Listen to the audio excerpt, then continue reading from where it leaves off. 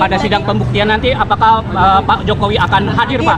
Tadi diminta juga Kemarin kami juga baru bertemu langsung dengan Pak Jokowi juga, dan beliau menyatakan siap untuk hadir, tentunya untuk merupakan penghormatan beliau dapat menunjukkan ijazahnya di forum yang sangat terhormat ini dan forum yang valid. Saya sejak lahir saya sudah fans Jokowi. Hidup Jokowi. Kawanku punya satu ijazah, dia bilang dibuatnya di pasar pramuka. Dan tiba-tiba Roy Suryo marah, ternyata ijazahnya palsu semua. Si jago ngibul, namanya ku berikan. Sekarang janji, besoknya ngibul lagi. Kata kawanku, dan itu dong namanya. Dengan alasan nanti si Samsul marah. Ngibul lagi, ngibul lagi, ngibul lagi. Sungguh mati aku jadi penasaran sama satu ijazah yang diributkan. Ini orang sungguh sangat membingungkan. Katanya dia bilang mau tunjukkan. Belok kiri, sennya kanan. Belok kanan, sennya kiri. Assalamualaikum warahmatullahi wabarakatuh. Michael Sinaga selaku konten kreator, yaitu pendukung Dr. Tifa, menyebut akan membuka suatu rahasia di dalam persidangan dugaan fitnah dan pencemaran nama baik Jokowi. Nah, rahasia yang akan dibuka oleh Michael Sinaga mengenai tentang bagaimana proses legalisir ijazah Jokowi, apalagi Bonatua sampai membuat buku bahwa ijazah Jokowi tidak ada. Sekarang begini, saya tanya. Nah, ini saya nggak mau buka sebenarnya. Ini rahasia yang akan saya buka di persidangan nanti. Gimana Bang Michael? Ova Emilia, Rektor UGM, sudah 2 kali membuat video klarifikasi. Tidak ada satu biji pun kata asli di kedua video itu. Saya pernah memberikan, UGM pernah memberikan ijazah kepada seseorang bernama Joko Widodo. Tahun 1985. Setelah kami serahkan, kami nggak tahu ijazah itu diapain sama dia. Ya jelas. Dipegang kemana dan seterusnya. Itu pernyataannya. Jelas. Jadi saya mengkoreksi Bang Andi yang mengatakan asli. Joko Widodo dinyatakan lulus dari UGM pada tanggal 5 November 1985. Dan UGM telah memberikan ijazah yang sesuai dengan ketentuan kepada yang bersangkutan saat diwisuda tanggal 19 November 1985. Joko Widodo lulus program sarjana pada tanggal 23 Oktober 1985 dengan indeks prestasi di atas 2,5. Aslinya itu dari mana? Karena nggak mungkin UGM bisa mengatakan ijazah yang pernah saya berikan masih ada aslinya. Bisa saja hilang, bisa saja apa, atau bisa saja dipakai orang lain. Jadi maksudnya bagaimana nih untuk Anda untuk pernyataan Anda ini apa yang nanti sekiranya Anda bisa memperkuat bahwa memang ijazah itu palsu? Loh, saya bukan Anda akan berhadapan dengan UGM loh. Iya, yang mengeluarkan ijazah. betul. Dan saya tantang sekarang UGM, ayo kita buka peraturan yang harusnya dia lakukan UGM untuk melegalisir sebuah ijazah dan menghasilkan, ini gak main-main loh, ini presiden loh. Masa ijazah seorang calon presiden melegalisirnya main-main? Oke, Ya gimana kan? Bang Andi? Kalau Sekarang gampang saja ya, Sin. Percaya konten kreator, percaya sama institusi yang mengeluarkan ijazah, ya kan? Itu yang paling penting kita ketahui bersama, ya. Oke, kalau apapun melegalisirnya yang pakai telah tanggal dilakukan, ini proses ya, ini nggak gampang. Oke. Ya, dari wali kota sampai presiden itu teruji semua, ya.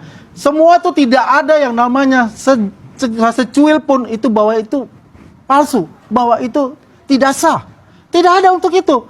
Dan semuanya diterima. Dan itu bukan hal yang mudah untuk melakukan itu. legalisirnya ini saya sudah dapat dari 5 KPU, 5 kali pencalonan. 5-5-nya tidak ada tanggal.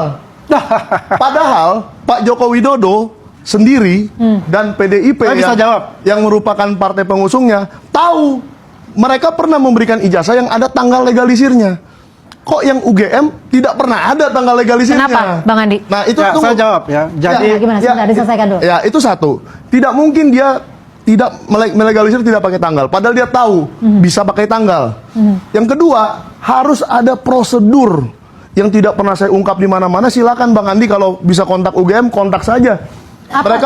Mereka punya buku panduan untuk cara-cara melegalisir di tahun 1985. Dan kalau itu tidak dipenuhi, jelas, saya tidak bilang palsu ya. Oke. Kalau palsu itu kertasnya. Artinya, benarkah Joko Widodo yang menjadi presiden itu melalui seluruh tahapan pendidikan untuk mendapat gelar sarjana kehutanan di Oke. tahun 1985? Gimana Itu saya Bang Andi? tidak yakin. Gimana Bang Andi? Ya, itu suatu hal yang lumrah.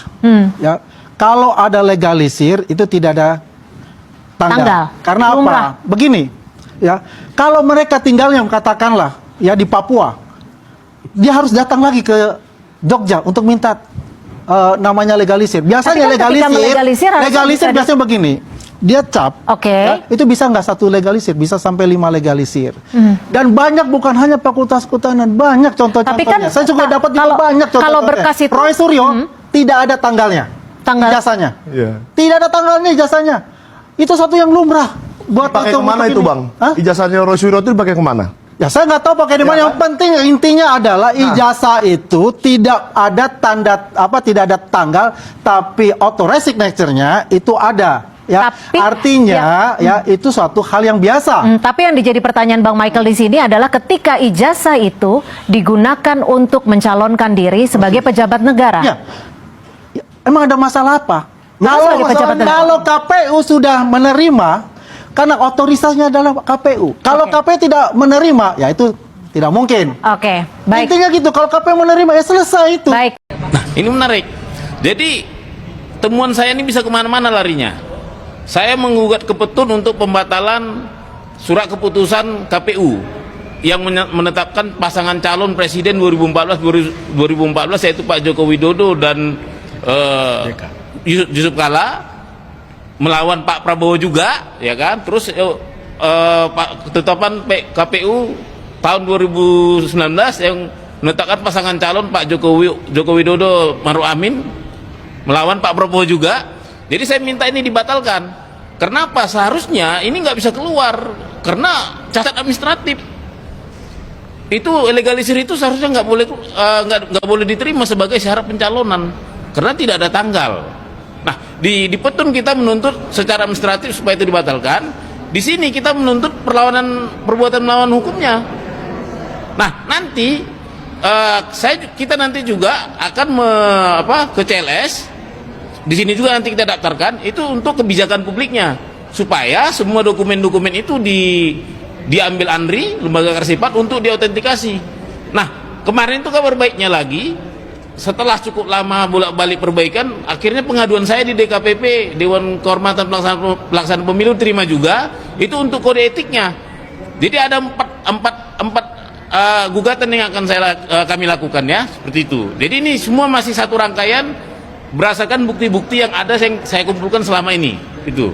Dari yang dibacakan tadi dakwaan, ada beberapa pasal dakwaan yang memenuhi ketentuan pasal 204 ayat 5, ancaman di bawah 5 tahun, ya. Saudara bisa melakukan atau mengupayakan perdamaian dengan korban. Kedua, ya, apabila tidak, apakah saudara akan mengakui dakwaan sesuai dengan ketentuan pasal 205 ayat 1 atau ya 206 ayat 1 saudara akan mengajukan perlawanan, gitu ya. Silahkan konsultasikan ke penasihat hukum, advokatnya, ya. Jadi berdasarkan konsultasi saya dengan para advokat saya, pertama, saya tidak akan melakukan restoratif justice. Kedua, saya akan melakukan perlawanan. Siap. Ketiga, saya tidak akan menerima plea bargain. Ya, gitu ya. Siap. Jadi akan mengajukan perlawanan, gitu ya. Pak, jangan marah ya Pak, jangan masalah cek itu, saya hanya disuruh aja Pak, saya nggak tahu Pak. Iya, bukan masalah seperti itu, tapi ini kan udah terlanjur viral. Sebentar, saya jujur aja ya Pak ya, saya nggak saya di samping Pak Andi Aswan dan Pak Atas bertiga. Jadi yang kritik itu bukan saya Pak, memang betul nomor saya yang kritik sebagai dokter tipa itu adalah Bang Fahad Abbas. Memang benar. Rekayasa kan. Betul. Bapak, saya jangan marah Pak ya, banyak kali nomor lain yang saya sudah ada yang saya jelasin, ada yang percaya, ada yang maki saya nggak tahu menahu Pak. Iya, ini saya bukan bagian dari nomor juga gitu kan. betul. ini saya tidak ini bang Sutrisno, artinya saya juga tidak mau menyalahin sampean, saya cuma nanya pengen tahu saja. Kalau misalnya memang terukur dari masalah uang, insya Allah ya kan, kita pun juga siap, yang penting berada di kebenaran. Ini persoalan ini yang penting ijazahnya ini keluar ya kan, ini beres semua kok sebenarnya. Itu Pak, saya dengar Pak ya, saya juga nggak tahu soal ijazah ini. Saya dengar dari Bang Abbas katanya ijazahnya itu betul seperti yang dibilang oleh Mas Suryo dan Dr. Tipa. Memang nggak ada ijazahnya itu, memang palsu. Saya dengar langsung. Jadi beliau bilang, Bang Pahat bilang, jangan sampai kasus ini ke pengadilan. Kalau seandainya sampai ke pengadilan itu bakalan terbongkar palsu atau enggaknya. Nah itu dia. Jadi gini, artinya mohon maaf, ketika Andi Aswan menjanjikan sampean uang tapi itu tulang, lebih baik dijanjikan uang sama kita tapi itu daging. Farhad, mudah-mudahan feelingku salah. Kalau menurut ayat ini tidak lama lagi hancur kamu. Nilai rusaknya satu keluarga ini dahsyat banget. Kalau kamu masih percaya negeri ini pantas punya pemimpin yang jujur, tonton sampai habis dan jangan biarkan pertanyaan sesederhana ini dibungkam. Karena kejujuran itu bukan hak istimewa, itu adalah syarat dasar untuk sebuah republik. Sayangnya, konteksnya memalukan. Karena kalau dokumen itu benar, lengkap, dan rapi, kenapa harus takut diperiksa dan diverifikasi? Tidak ada lembaga yang panik terhadap kebenaran. Yang biasanya panik adalah lembaga yang sedang menjaga kebohongan. Sementara, kelompok yang meragukan ijazah datang dengan data pembanding. Tanggal yang tidak sinkron, arsip hilang, dokumen administratif tidak ada, testimoni berubah-ubah. Apakah semua itu pasti benar? Tidak. Tapi, apakah negara sudah membantahnya secara meyakinkan? Belum, sama sekali belum. Yang kita hadapi sekarang itu bukan teori konspirasi. Yang kita hadapi adalah kekosongan jawaban. Dan di titik ini, mari jujur, publik masih belum tahu apakah ijazah Presiden Jokowi itu benar-benar otentik. Atau kita sedang menyaksikan salah satu kebohongan paling mahal dalam sejarah Republik Indonesia. Jangan marah pada rakyat yang bertanya. Marahlah pada sistem yang membuat pertanyaan sesederhana ini berubah jadi ancaman bagi negara. Kalau negara sebesar Indonesia saja takut mengaudit satu ijazah, bagaimana kita bisa berharap hukum ditegakkan untuk korupsi triliunan? Kalau sebuah dokumen sarjana saja dianggap tabu untuk diperiksa, untuk apa kita punya institusi negara? Hakim harus benar-benar men-challenge jaksa agar Jokowi hadir di sidang sambil memberitahukan merasa fitnahnya tuh di bagian mana, Prof? Beliau ini kan delik aduan yang langsung mengena kepada orang ini, maka harus diminta keterangannya dari sisi mana ada penghinaan terhadap dirinya terkait dengan laporan yang atau aduan yang dia sampaikan. Ini wajib seorang, karena ini kan delik aduan, jadi yang merasa dirugikan harus memberi keterangan, karena dalam hukum acara kita keterangan saksi yang benar adalah keterangan yang saksi sampaikan di depan persidangan, gitu. Oke, Bang Ade, sebenarnya Pak Jokowi itu merasa terhina dan merasa terfitnah, itu yang bagian mana sih, Bang Ade? Sebenarnya bukan lagi terhina dan terfitnah. Bayangkan saja di akun X disebutkan kata-kata mukidi dan lain sebagainya. Ya kita lihat di hasil pembuktiannya nanti kan, bahwa apakah satu akun tersebut terkait dengan peristiwa yang terjadi pada klimaksnya di stasiun TV tersebut yang menampilkan foto-foto beliau. Jadi gini, penghinaan tidak sama di situ saja, Mbak Cynthia. Kalau kita melihat yang paling klimaks menurut saya adalah ketika kemudian, walaupun ini agak di luar konteks dari dakwaan ya, yang kita lihat adalah datangnya Mbak Tifa bersama Refli Harun di kuburan dan lain sebagainya. Itu penghinaan yang cukup menyakitkan bagi keluarga besar Bapak Insinyur Joko Widodo. Bang Aziz, apa yang akan dilakukan strategi hukumnya? Seperti apa? Silakan. Saya sampaikan tadi Prof tuh luar biasa tadi mengatakan ini ada delik aduan. Faktanya Prof dan pemirsa sekalian dan Bang Ade tahu, delik aduan itu di Undang-Undang ITE-nya itu kan 27A. Di tuntutan ini, di dakwaan ini 27A itu hilang, berganti dengan delik umum 32 ayat 1, 35 dan 28 ayat 2 Undang-Undang ITE. Ini jelas overcharging atau penerapan pasal yang berlebihan yang ada abuse of process di sini. Dicampur aja itu menurut asas itu nggak boleh gitu kan. Itu ada abuse of process. Kemudian sekarang delik aduannya dihilangkan 27A-nya ya karena mungkin ancaman hukumannya ringan, kemudian diganti dengan delik umum. Ini kan luar biasa. Nah, pemirsa dan juga metode yang dilakukan oleh Dr. Tifa, Bang Yanwar, sekali lagi saya sampaikan bahwa delik umum, delik aduan absolut, saya rasa semuanya mengena di situ. Kenapa? Karena memang ada metodologi yang menurut Dr. Tifa adalah itu adalah sebuah penelitian yang saya bilang nol. Baik, itu nanti kita akan kembali melihat sidang lanjutannya eksepsi ya. Ya. Betul. Baik. Perlawanan sekarang. Perlawanan ya. Perlawanan. Kita akan lihat perlawanan seperti apa yang akan disampaikan oleh Dr. Tifa di agenda sidang selanjutnya. Terima kasih Bang Ajis, terima kasih Bang Ade. Prof. Jamin, terima kasih juga sudah memberikan perspektifnya di Kompas Petang sore hari ini. Terima kasih. Pak Arianto Sutadi, penasehat ahli Polri, sepertinya sudah cocok menjadi termul ya. Karena syarat jadi termul itu berani berbohong di depan publik. Dan dia sudah berani melakukannya. Dia mengatakan ada surat panggilan terhadap Roy Suryo di hari penangkapan Pak Roy Suryo itu. Tetapi untungnya langsung diluruskan oleh pengacaranya Pak Roy Suryo ya. Kita dengar apa yang dikatakan oleh pengacara Bung Roy Suryo berikut ini guys. Saya bantah ya. Saya hanya bisa mengucapkan astagfirullahaladzim ketika Pak Arianto mengatakan bahwa Polda Metro Jaya pada hari Kamis sudah mengirimkan surat pemanggilan kepada tersangka. Saya katakan itu kebohongan besar. Emang tidak ditujukan? Tidak pernah ada pengiriman surat apapun kepada Mas Roy. Biasanya Polda itu mengirimkan dengan dua cara. Pertama melalui WhatsApp, dan yang kedua adalah dikirim langsung ke alamat rumah.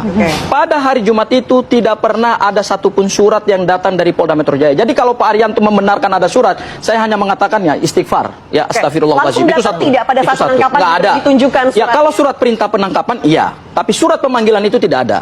Kan yang dipersoalkan ini adalah harus ada surat pemanggilan dulu, bukan surat perintah penangkapan. Ya karena sudah ditangkap maka ditunjukkan surat perintah penangkapannya. Bukan itu yang pokok perkara kita. Pokok yuridisnya adalah secara formil sebelum dilakukan penangkapan berdasarkan pasal 97 KUHP yang baru dan pasal 100 KUHP yang baru. Kalau Pak Arianto mengatakan dia yang menguasai hukum, ya saya mohon maaf, Pak Arianto tidak baca KUHP yang baru. Ya kan? Pak Arianto tidak membaca ketentuan tentang penangkapan yang diatur dalam pasal 97 KUHP yang baru dan pasal 100 tentang penahanan ya. Jadi ini bukan saya menghafal pasal, tetapi inilah kaidah norma hukum yang dibuat oleh negara supaya penangkapan dan penahanan itu dilakukan secara hati-hati dengan menghargai prinsip kemanusiaan. Itu hal yang pertama. Hal yang kedua, Mbak. Mungkin ini saja ya, Bang Saleh. Pak Arianto mungkin lupa bahwa kepolisian itu punya perpol sendiri terkait dengan penyidikan tindak pidana. Perpol nomor 6 tahun 2019. Di pasal 29, ini lagi-lagi saya harus ingatkan Pak Arianto, pada pasal 29 ayat 2, apabila tersangka tidak ditahan dan dikhawatirkan akan melarikan diri dan tidak kooperatif pada saat mau diserahkan kepada penuntut umum, maka tersangka kemudian harus dilakukan penangkapan dan penahanan. Jadi alasannya harus punya kekhawatiran dulu melarikan diri. Kita sama-sama. Makanya ya. kemudian hukum mengatur bahwa harus ada pemanggilan yang sah. Assalamualaikum warahmatullahi wabarakatuh. Dr. Tifa yang saya hormati, Dr. Tifa yang saya hormati, yang saya banggakan, terus maju, terus berjuang, jangan mundur walaupun sejengkal. Kalah menang, Allah yang punya kehendak, Allah yang punya keputusan. Insya Allah ya. Kalau memang harus mati di jalan ini, insya Allah mati syahid. Ya, menang mulia atau mati syahid. Jadi gini, Dr. Tifa ya, saya cerita kisi-kisi saja, random saja, semoga manfaat. Intinya, yakin saja dalam hati ini bahwa ada Allah, ada Rasulullah, terus bersemayam di dalam hati kita. Kalau kita sudah mengimani ini benar, terus saja, insya Allah. Saya doakan Dr. Tifa, Mas Roy, tegar hatinya, tegar batinnya. Ya, romantika, retorika di dalam persidangan, saya pernah di posisi itu. Jaksa, ini saya random aja ya, waktu saya sidang nih, jaksanya ada 4 jaksa itu ya, kalau nggak salah. Salah satu jaksanya baik sekali sama saya, takdim, kalau salaman sama saya itu membungkukkan badan, bahkan nyaris mencium tangan saya. salah satu jaksanya, baik sekali. Bahkan kami setiap ngobrol di WA itu hangat suasananya. Bahkan saya pernah guyon, Pak Jaksa, aku gak salah loh, ojo dur-dur nuntut aku. Sambil dia emot senyum, sambil dia balas, oh boten Gus, kita juga tahu kok, gitu. Tapi intinya begitulah. Makanya dengan sikap jaksa seperti itu, saya sempat bentrok ya, atau berbeda pendapat dengan lawyer. Lawyer selalu keras, ya kan? Akhirnya saya ngomong sama lawyernya, Mas, ojo keras-keras po. Nanti kalau saman keras, baik di ruang sidang ataupun di dalam sidang ataupun di luar sidang, nanti bikin jaksanya tersinggung, nanti jaksanya malah nggak enak. Jaksanya lo baik itu. Lawyernya menjawab begini, Gus, sampean itu nggak usah percaya jaksa. Di dalam otaknya jaksa itu cuma satu, gimana supaya sampean di penjara, sudah titik. Udah nggak usah percaya sama jaksa. Begitu. Itu romantika di dalam sidang, gitu ya. Nah ternyata benar, ketika bacaan putusan menjelang akhir sidang, jaksa yang baik sekali sama saya udah nggak pernah hadir. Tinggal yang antagonis itu, yang terutama yang Aprianto itu. Ya, itu yang pertama. Lalu kemudian 35 saksi yang dihadirkan jaksa, 35 saksi. Nah, salah satunya, semua 35 saksi itu tidak ada satupun yang pernah melihat ijazah aslinya, nggak ada. Terus dari semua 35 saksi itu, rata-rata kalau ditanya pengacara, ditanya hakim, jawabannya nggak tahu. Itu ya, Bu Dr. Tifa ya. Lalu kemudian yang melaporkan saya itu juga tidak punya legal standing dari Jokowi atau dari siapapun. Orang sana loh, saya kalau nggak orang Ciamis, orang mana lah Jawa Barat sana, nggak ada hubungannya, cuman relawan ya, pecinta, penyembah Jokowi. Dia yang melaporkan saya dan diproses, padahal nggak ada legal standing. Lalu dari antara saksi itu ada yang menarik, Bu Dr. Tifa ya. Ada satu ibu-ibu guru ya, dia mengaku beragama Islam. Agamanya apa? Islam. Berarti diambil sumpahnya dengan Al-Quran. Jadi dia itu megang Quran, disumpah demi Allah gitu kan, menyebut nama Allah dan pegang Quran. Ini fakta persidangan, gitu ya. Lalu di dalam BAP-nya, di dalam kesaksiannya, dia mengatakan, saya sebagai umat Islam merasa tersinggung, merasa marah karena Al-Quran dijadikan alat kebohongan oleh Suginur, Kusnur. Itu di dalam keterangan orang ini.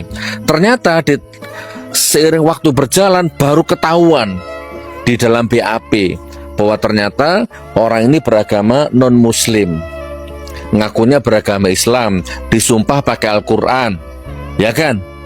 Dan di depan hakim dia ngomong merasa tersinggung sebagai umat Islam karena Al-Quran dipakai alat kebohongan mubahala. Ternyata di BAP dia beragama non-muslim. Maka gaduhlah itu di ruang sidang itu. Ya. Lalu ini saya random ya, Dr. Tifa ya. Lalu Hakimnya tuh secara psikologi, secara sikap, secara estetika, secara bahasa tubuh baik, kayak netral gitu seolah-olah, gitu kan. Ya ujung-ujungnya ya tetap saya divonis 6 tahun, jaksanya menuntut 10 tahun. Walaupun fakta persidangan intinya ijazah aslinya nggak ada, Jokowinya nggak pernah hadir, yang merasa dicemarkan nama baiknya itu. Sidang di depan rumahnya di Solo itu nggak pernah hadir, ijazah aslinya nggak pernah ada. Saya menjalani kurang lebih 4 tahun, gitu ya, dengan berbagai macam romantikanya. Nah jadi Dr. Tifa lurus saja, fokus saja, ya pokoknya Allah gitu ya. Kita nggak tahu di balik hakim itu hatinya hakim bagaimana, ya kan? Kita nggak tahu hatinya jaksa bagaimana. Kita yang bela saya di persidangan juga ada 13 pengacara lebih yang bela tuh di ruang sidang tuh. Ya alhamdulillah semuanya berjuang lillahi ta'ala, tapi ya tetap divonis tok. Nah, kayaknya ini apa yang saya alami ini akan dialami oleh jenengan, Mas Roy dan Dr. Tifa, ya kan? Ya, jadi Pak Jokowi itu ke Lampung bisa, keliling Indonesia bisa, sehat, meger-meger, ya kan? Tapi dia nggak bisa kalau datang ke sidang. Dia nggak bisa menunjukkan ijazah aslinya. Ya mudah-mudahan nanti di endingnya, di sidangnya Anda ini, orang ini mau datang. Ini. Nah, jadi saya dengar sekilas, saya telepon pengacaranya Bu Dr. Tifa tadi, saya ikuti persidangannya. Ini katanya ada BAP ya, barang bukti atau BAP yang tebelnya 1,5 meter, ya kan? Tapi tidak diserahkan kepada, kan harusnya hakim dapat, pengacara dapat, kan gitu ya, jaksa dapat, tapi tidak diserahkan, bla bla bla bla bla. Oke dokter, intinya yang saya hadapi ini adalah satu kekuatan yang besar, yang dahsyat. Tapi insya Allah iman kita mengatakan kekuatan besar itu adalah kekuatan yang jahat, kekuatan yang dolim.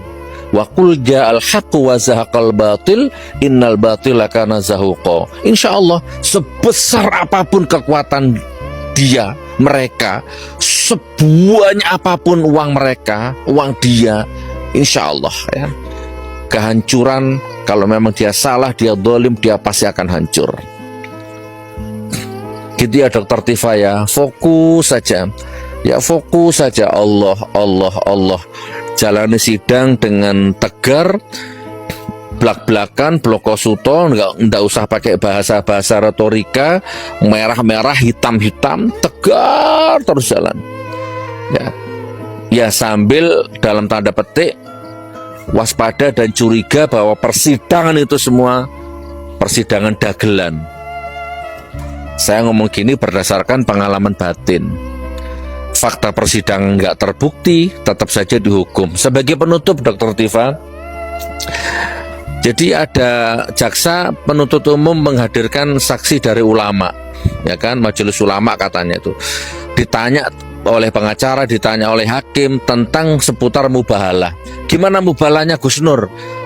Ulama itu menjawab tidak sah Pak Hakim, karena mubahalah itu harus dua pihak.